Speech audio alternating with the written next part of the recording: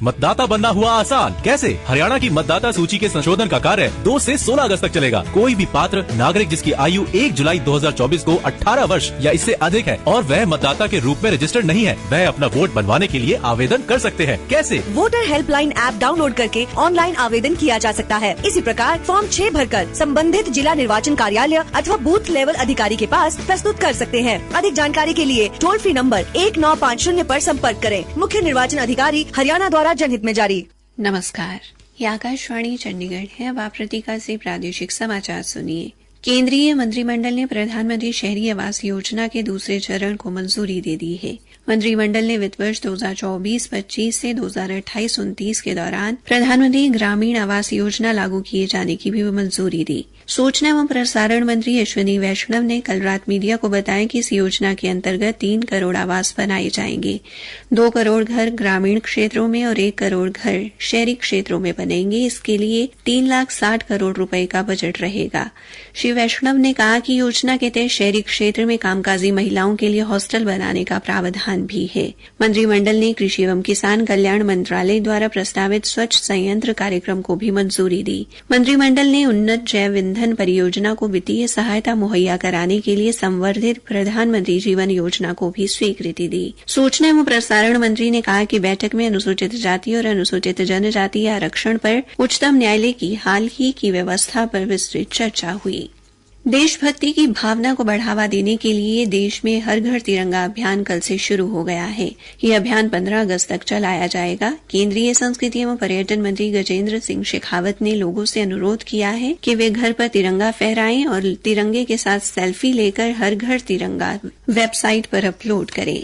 हरियाणा के मुख्यमंत्री नायब सिंह ने कहा कि अनुसूचित जाति, गरीब और अंत्योदय परिवारों को केंद्र और राज्य की डबल इंजन सरकार की कल्याणकारी योजनाओं का लाभ मिल रहा है। मुख्यमंत्री अपने आवास पर अनुसूचित जाति युवा सम्मेलन को संबोधित कर रहे थे। मुख्यमंत्री ने चंडीगढ़ में कहा कि राज्य सरकार मिशन मोड पर काम कर रही है। पिछले 10 सालों में बनी योजनाओं का प्रदेश के लोगों को लंबे समय तक लाभ मिलेगा। प्रदेश में जमकर विकास का काम हुआ है। मुख्यमंत्री ने कहा कि लोकसभा चुनाव में कांग्रेस ने झूठ फैलाया था कि केंद्र में बीजेपी सरकार आई तो देश के संविधान को बदल देगी। उन्होंने कहा कि प्रधानमंत्री नरेंद्र मोदी तो संविधान को माथे पर लगाते हैं, वो डॉक्टर भीमराव अंबेडकर के दिखाए रास्ते पर चलकर देश का विकास करने में लगे हुए हैं। उन्होंने सरकार द्वारा प्रदेश में गरीब लोगों को 100-100 गज के भूखंड दिए जाने सहित अपनी सरकार की उपलब्धियां गिनाते हुए कहा कि केंद्र और राज्य सरकार गरीब व्यक्ति को मजबूत करने व उन्हें न्याय दिलाने में तत्पर है। इससे पहले अनुसूचित जाति युवा मोर्चा के पदाधिकारी ने मुख्यमंत्री को पगड़ी पहनाकर स्मृति चिन्ह भेंट कर सम्मानित किया।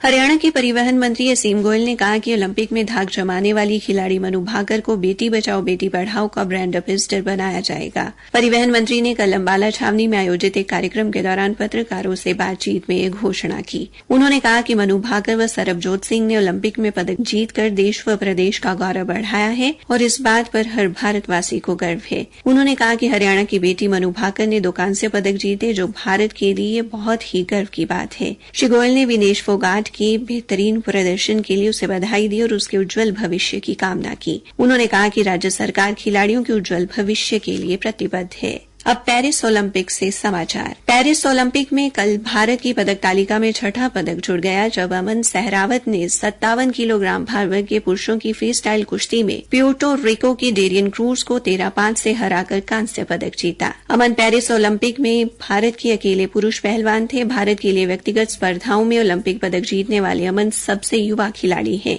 राष्ट्रपति द्रौपदी मुर्मू, उपराष्ट्रपति जगदीप धनखड़ और प्रधानमंत्री नरेंद्र मोदी ने भारतीय पहलवान अमन सहरावत को कांस्य पदक जीतने पर बधाई दी है। वहीं पेरिस ओलंपिक में कांस्य पदक जीतने के बाद दिल्ली हवाई अड्डे पहुंचने पर भारतीय पुरुष हॉकी टीम के खिलाड़ियों का आज भव्य स्वागत किया गया। इसी के साथ ये समाचार बुलेटिन समाप्त हुआ।